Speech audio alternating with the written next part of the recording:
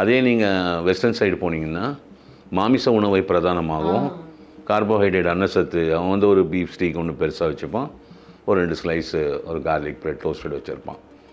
அந்த மாதிரி அவங்களுக்கு கார்போஹைட்ரேட் ஒன்றா அந்த ஸ்மாஷ் பொட்டேட்டோ சாப்பிடுவாங்க. புரியுதுங்களா? அவங்க உணவு முறை வேறு, நம்ம உணவு முறை வேறு. அங்கங்கே ஜியாகிரபிக்கு ஏற்ற மாதிரி உணவு முறை மாறும். ஆனால் ஜீரண மண்டலம் ஒன்று தான்.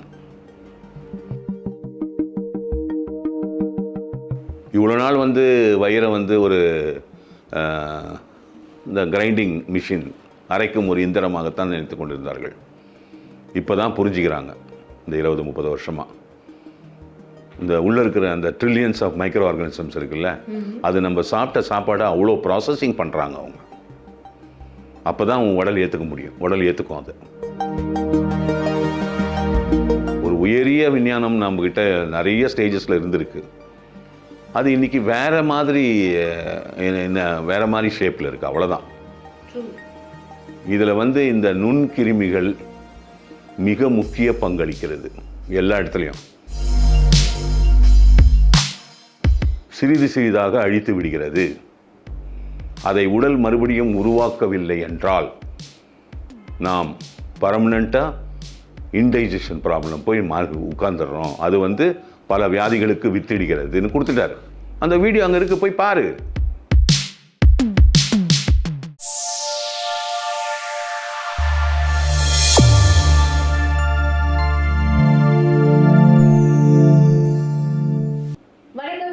டாக்டர்.C.K.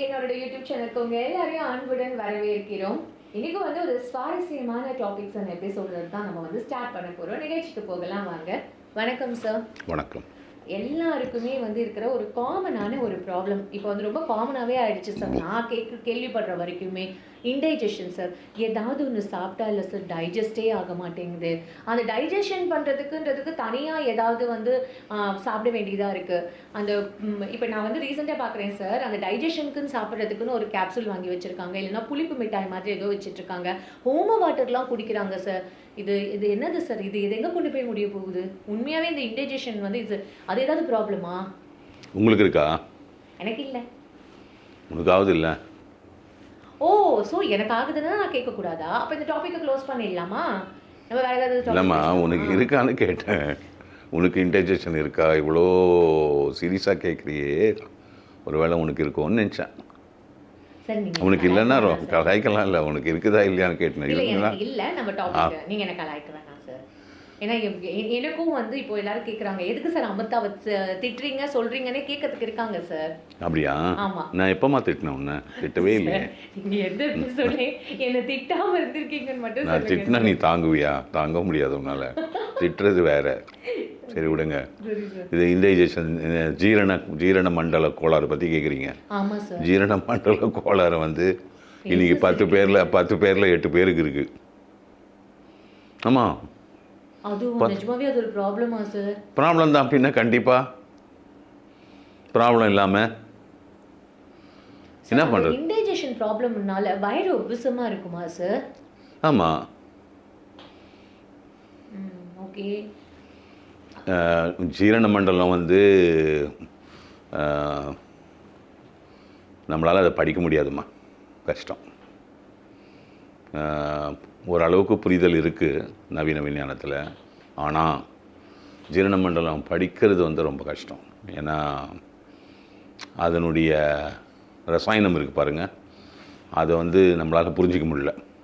நான் ஓப்பனாக சொல்லுவேன். இப்போ வரைக்குமே சேலஞ்சிங்ன்றீங்களா? அதை புரிஞ்சிங்கன்னா பேரியாட்டிக் சர்ஜரிலாம் பண்ண மாட்டேன். பேரியாட்டிக் சர்ஜரின்றது வந்து ஒரு ஸ்டமக்கை வந்து குறைச்சிடுவாங்க 1/3. அப்போ நீ கம்மியாக சாப்பிடுவ, நீ வந்து வெயிட்டெல்லாம் இறங்கி அப்படியே. சார், ஆக்டர் அண்ட் ஆக்ட்ரஸ்லாம் பண்ணிக்கிறாங்களே, அது பண்ணக்கூடாது. அது ஏன்னா ஜீரண மண்டலம் உண்மையிலேயே புரிஞ்சுதுன்னா நீ அதில் கை வைக்க மாட்ட. புரிஞ்சுதா? ஒரு உறுப்புடன் விளையாடுவதற்கு இயற்கை உனக்கு அதிகாரம் கொடுக்கவில்லை, ஆனால் செய்கிறோம். அது ஒரு பக்கம் வச்சது. ஜீரண மண்டலம் வந்து ஆனஸ்லேருந்து டென்டல்லேருந்து ஆனஸ் வரைக்கும்மா, வாயிலே தொடங்கிடுது. ஆனஸ் வரைக்கும் அந்த தேவையில்லாத பொருட்கள் வெளியேறுற வரைக்கும் ஜீரண மண்டலம். இதனுடைய சராசரி நீளம் வந்து 30 அடி ஆல்மோஸ்ட். நம்புவியா? ஏன்னா அப்படிதான் சார் இருக்கு. ஆமாம், சிறு அப்பாடா அப்படி. பெருங்குடலே ஒரு 5 அடி இருக்கும், சிறுகுடல் ஒரு 20 அடி இருக்கும், 19 அடி 20 அடி இருக்கும். சார் நானே 5 அடி தான் சார் இருக்கேன். சிறுகுடல் இருக்கு இல்லைம்மா, வளைஞ்சு இவ்வளோ நீட்டது. ஓகே. 20 அடி இருக்க, 25 அடி அங்கேயே வந்துடுச்சு. அதுக்கப்புறமா மவுத்தினுடைய லென்த்து, த்ரோட்டு, அப்புறம் உணவு குழாயோடைய லென்த்து, அப்புறம் ஸ்டமக்குடைய லென்த்து, இதெல்லாம் இருக்குல்ல. ஆமாம் சார், கரெக்டு. அதெல்லாம் சேர்ந்து ஒரு 25லேருந்து 30 அடி வந்துடும். இது சும்மா உங்களுக்கு ஒரு உதாரணத்துக்கு சொல்கிறேன், நீங்கள் தெரிஞ்சுக்கணுன்றதுக்காக சொல்கிறேன். நீ என்ன நினச்சினுக்கிற, பசி வந்தால் லபக்கு வாயில் எடுத்து என்ன போட்டுப்ப. நீ சாப்பிட்ற உணவு முறை காலைனா இந்த இட்லி, தோசை, பூரி, பொங்கல், நம்ம சவுத் இண்டியன் பிரேக்ஃபாஸ்ட் சாப்பிடுவோம். மத்தியானம் ஆனால் நீ வந்து ரைஸு, சாம்பார், பொரியல், கூட்டு அந்த மாதிரி நம்ம சாப்பிடுவோம். நான் வெஜிடேரியன் அவங்க சைடில் அந்த நான் வெஜிடேரியன் பொரியல் ஏதாவது வச்சுப்பாங்க. முட்டை சாப்பிடுவாங்க, மீன் வகைகள் சாப்பிடுவாங்க, தொட்டுக்கு தான். அடுத்தது நைட் ஆனால் ஏதாவது ரைஸ் ஐட்டம் இருக்கும், இல்லை டிஃபன் ஐட்டம் இருக்கும். டீ காஃபி குடிப்போம், பால் குடிப்போம், ஓகேங்களா, பழங்கள் சாப்பிடுவோம். கரெக்டாக? இதெல்லாம் தானே பிரதான உணவுகள். ஆமாம் சார். இப்போ இருங்க, இது வந்து நம்ம ஏஷியாட்டிக் ரீஜன்லலாம் பார்த்தீங்கன்னா தானிய உணவை பிரதானமாகவும் மற்றவைகளை அந்த சைட் டிஷ் மாதிரி வச்சு சாப்பிட்றோம். அதே நீங்கள் வெஸ்டர்ன் சைடு போனீங்கன்னா மாமிச உணவை பிரதானமாகவும் கார்போஹைட்ரேட் அன்னசத்து, அவன் வந்து ஒரு பீஃப் ஸ்டீக் ஒன்று பெருசாக வச்சுப்பான், ஒரு 2 ஸ்லைஸு ஒரு கார்லிக் ப்ரெட் டோஸ்டட் வச்சுருப்பான். அந்த மாதிரி அவங்களுக்கு கார்போஹைட்ரேட் ஒன்றா அந்த ஸ்மாஷ் பொட்டேட்டோ சாப்பிடுவாங்க.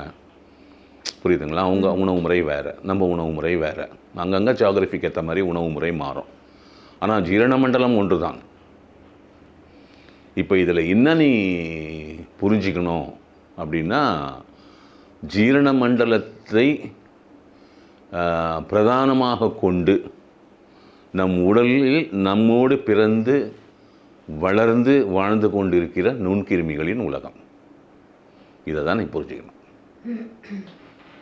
ஒரு வாயில் எடுத்தால் டென்டல் ஏரியாவில் 800க்கும் மேலான பலவிதமான நுண்கிருமிகள் இருக்குது. 800 different types of micro organisms. ஓகேயா? புரிஞ்சிச்சா? அது அவ்வளோ இருக்குது. த்ரோட்டு அங்கே எல்லாமே இருக்கும். ஈசோஃபேகஸ், உணவு குழாய் எல்லாத்துலேயுமே மைக்ரோப்ஸ் இருக்கும். ஸ்டமக் வந்து அதுக்கு பேர் கட்டுன்னு பேர், கட் ஃப்ளோரான்னு சொல்லுவாங்க. அந்த மைக்ரோ ஆர்கானிசம் ஃப்ளோரான்னு சொல்லுவாங்க. இங்கே வந்து எண்ணற்ற விதமான வேறு வேறு டைப்பில் நுண்கிருமிகள் ட்ரில்லியன்ஸில் இருக்குது. எதில்? வயிற்றில். அந்த நுண்கிருமிகள் வந்து லாக்டோபாசிலஸ்ன்னு இவங்க பேர் வச்சுருப்பாங்க.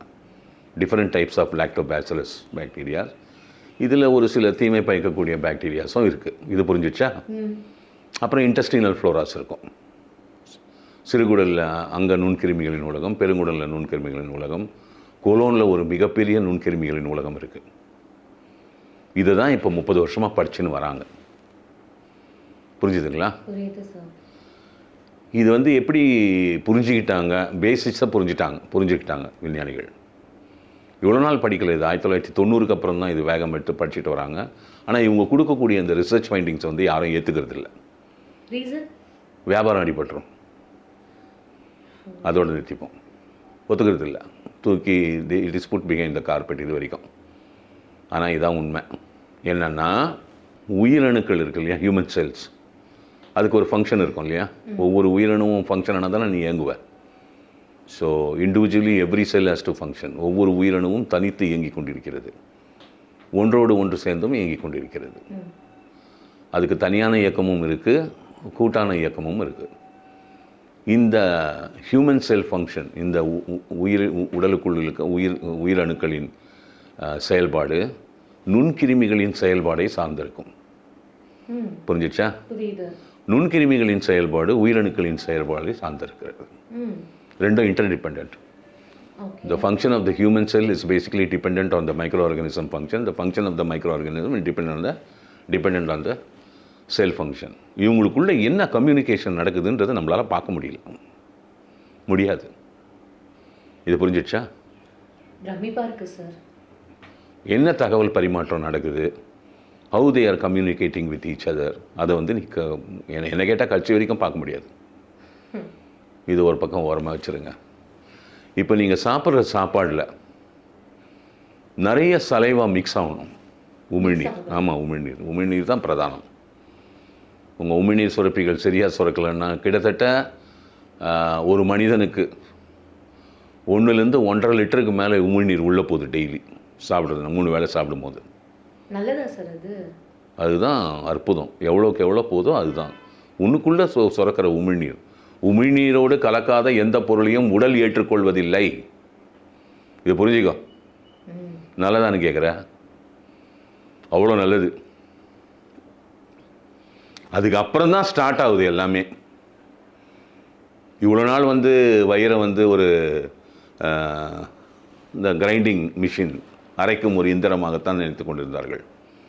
இப்போ தான் புரிஞ்சுக்கிறாங்க இந்த 20-30 வருஷமாக. இந்த உள்ளே இருக்கிற அந்த ட்ரில்லியன்ஸ் ஆஃப் மைக்ரோ ஆர்கானிசம்ஸ் இருக்குல்ல, அது நம்ம சாப்பிட்ட சாப்பாடை அவ்வளோ ப்ராசஸிங் பண்ணுறாங்க அவங்க. அப்போ தான் அவங்க உடல் ஏற்றுக்க முடியும். உடல் ஏற்றுக்கும். அது குடலுக்குள்ளே போன உடனே நம்மளுக்கு தேவையானதெல்லாம் உறிஞ்சிக்குது இல்லை, அந்த லூமின் ஆஃப் த இன்டெஸ்டைன்னு சொல்லுவாங்க, அதில் கிளான்ஸ் இருக்கும். அது நம்மளுக்கு தேவையானதெல்லாம் எடுத்துக்கும். அவ்வளோ ப்ராசஸிங் பண்ணுறாங்க அந்த மைக்ரோ ஆர்கானிசம்ஸ். புரிஞ்சிச்சா? இந்த மைக்ரோ ஆர்கானிசமுடைய ப்ராசஸிங் தான் பேசிக்கலி நம்மளுடைய டைஜஷன், இந்த ஜீரண சக்தியை கொடுக்கக்கூடிய பிரதானமான ஒன்று. இது புரிஞ்சிச்சா? அடுத்தது, இந்த மைக்ரோ ஆர்கானிசம்ஸ் அதை ப்ராசஸ் பண்ணல அப்படின்னா அஜீரணம் வந்துடும். பேசிக்காக வந்து உமிழ்நீர் 1, உவர் நீர் 4மா. இதெல்லாம் தமிழ் விஞ்ஞானத்தில் பிரமாதமாக படிச்சுட்டு போயிருக்காங்க. ஓகே, இந்த கதையே வேணாம். அவனும் மனுஷன் தானே. இன்னைக்கு இருக்கிற நீ என்ன தெய்வமா? இன்னைக்கு ஒரு மனுஷன் வாழ்ந்துனுக்கிறான்லம்மா இந்த 200 வருஷமா, அவெல்லாம் தெய்வமானு கேட்குறான். நம் நவீன விஞ்ஞானத்தை கண்டெடுத்து பல துறைகளிலும் ஆராய்ச்சிகள் செய்து பல வெற்றிகரமான படைப்புகளை நவீன விஞ்ஞானத்தில் கொடுத்த எண்ணற்ற மனிதர்கள். ஒத்துக்கிறியா? ஒருத்தன் கேமரா கண்டுபிடிச்சான், ஒருத்தன் டிவி கண்டுபிடிச்சான், ஒருத்தன் ஊசி கண்டுபிடிச்சான், ஒருத்தன் எப்படி ஊசி போடணும்னு கண்டுபிடிச்சான். ஒத்துக்கிறியா? இது மாதிரி எவ்வளோ இருக்குது. ஒருத்தன் ராக்கெட் கண்டுபிடிச்சான், ஒருத்தன் சேட்டலைட் கண்டுபிடிச்சான். இப்படியே போய் நேரம் மருத்துவத்துறையில் ஒருத்தன் பிபி எப்படி அளக்கணும்னு கண்டுபிடிச்சான், ஸ்கெத்தஸ்கோப் ஒருத்தன் கண்டுபிடிச்சான். இதெல்லாம் இருக்குது இல்லை? இது மாதிரி எவ்வளோ லட்சக்கணக்கான கண்டுபிடிப்புகள் விஞ்ஞானத்தில் இருக்குது. இதெல்லாம் கண்டுபிடிச்சவன் கடவுளான்னு கேட்குறேன். பதில் சொல்லு. ஆமாம் சார். கடவுளா? ஆமாம். அது ஏதோ உங்களுக்கு ஒரு சக்தி இருக்குல்ல, கடவுளா? அவ்வளோதான். நீ கடவுளை பார்த்துக்கிறியா? உனக்கு எப்படி தெரியும் கடவுள்? மனுஷன் இந்த பாருமா, அறிவின் இயக்கத்தில் மனிதன் ஒரு சிலவைகளை படைக்கிறான், அவ்வளோதான். அன்றைக்கி எப்படி கண்டுபிடிச்சாங்க அப்படின்னா அவனும் மனுஷன் தான். அவன் அவ்வளோ அழகாக படித்தான். அவனுடைய அறிவாற்றல் அதிகமாக இருந்ததுன்னு சொல்ல முடியாது, இன்றைக்கி இருக்கிறவங்களோட ஒப்பிடவும் முடியாது. அதெல்லாம் தப்பு. க்ளீனாக கொடுத்துட்டு போயிட்டான். ஒரு உயரிய விஞ்ஞானம் நம்மக்கிட்ட நிறைய ஸ்டேஜஸில் இருந்திருக்கு. அது இன்றைக்கி வேறு மாதிரி ஷேப்பில் இருக்குது, அவ்வளோதான். இதில் வந்து இந்த நுண்கிருமிகள் மிக முக்கிய பங்களிக்கிறது எல்லா இடத்துலையும். வாயில், ஸ்டமக்கில், சிறுகுடலில், பெருகுடலில், கொலோனில், எல்லா இடத்துலையும் இந்த ஜீரண மண்டலத்துக்கு மிகப்பெரிய துணை. அதனால தான் இன்றைக்கி வந்து ஸ்டமக் என்ன பண்ணிட்டாங்க, பயோ ரியாக்டர்னே பேர் வச்சுட்டாங்க ஸ்டமக்கு. இது வந்து மிகப்பெரிய ஒரு கருவி. இந்த கருவியை புரிஞ்சுக்கிறதே வந்து இன்னும் எத்தனையோ நூற்றாண்டுகள் ஆகும்னு பிரமிச்சு நிற்கிறாங்க. இந்த நுண்கிருமிகளின் உலகம் குறைந்து விட்டால், புரிஞ்சுதா? இந்த நுண்கிருமிகளின் உலகம், நீ பண்ணுற பலவிதமான அட்டகாசம், ஓகேயா? என்ன ஆட்டம் ஆடுறோம்? கொஞ்சம் நஞ்சமான ஆட்டம் ஆடுறோம். புரியும்னு நினைக்கிறேன். கண்டுக்க மாட்டேன் சார். கண்டுக்க மாட்டேன்ல. லொப்புக்குன்னு எதனா ஒன்று வந்தால் இது போலோன்னு என்னென்னமோ மாத்திரை வாயில் போட்டுக்கிறீங்களா? அது ஒரு அட்டகாசம். அது இரியா? இது மாதிரிலாம் நான் சொல்கிறேன்னா நான் டாக்டர் டாக்டர்லாம் மனுஷன் தாயா போயா? டாக்டர் என்னயா? டாக்டர் நான் சொர்க்கத்துலேருந்து வந்தானா? என்ன மாதிரி உன்ன மாதிரி அவனும் ஒரு மனுஷன் தானே.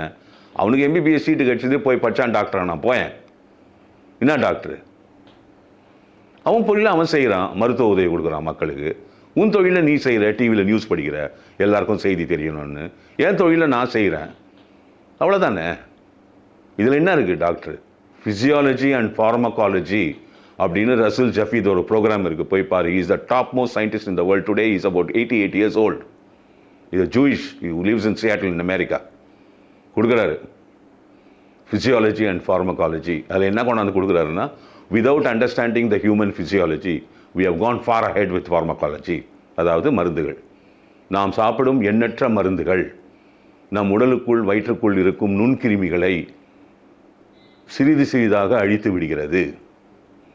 அதை உடல் மறுபடியும் உருவாக்கவில்லை என்றால் நாம் பர்மனண்ட்டாக இன்டைஜஷன் ப்ராப்ளம் போய் உட்காந்துடுறோம். அது பல வியாதிகளுக்கு வித்திடுகிறதுன்னு கொடுத்துட்டார். அந்த வீடியோ அங்கே இருக்குது, போய் பாரு. பட் நான் ஒரு மருத்துவன், நான் படித்து அங்கீகாரம் பெற்று இந்த சமுதாயத்தில் மருத்துவம் பண்ணினுக்கிறேன். எனக்கு தெரிஞ்சது தான் நான் பண்ண முடியும்.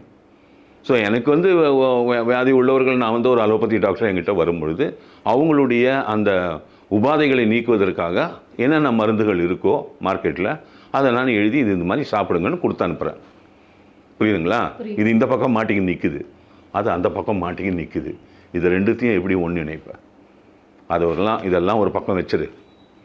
ஸோ அஜீரணம் என்பது முழுக்க முழுக்க இந்த ஃபங்க்ஷன்ஸ் ஆஃப் மைக்ரோ ஆர்கானிசம்ஸ், அதாவது உன் உடலுக்குள் இருக்கும் கட்டமைப்பான நுண்கிருமிகளின் செயல்பாட்டை பொறுத்தே அமையும். அதன் கோளாறும் அதற்கு ஏற்படும் அழிவுகளை அடிப்படையாக கொண்டே அமையும்.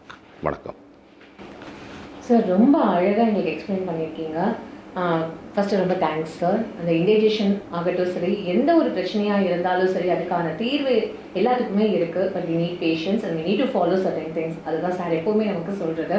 மீண்டும் அடுத்த சுவாரஸ்யமான டாபிக்கோடு உங்களை மீட் பண்ணுற அதுவரை உங்களிடமிருந்து விடை பெறுவது உங்கள் அமிர்தா.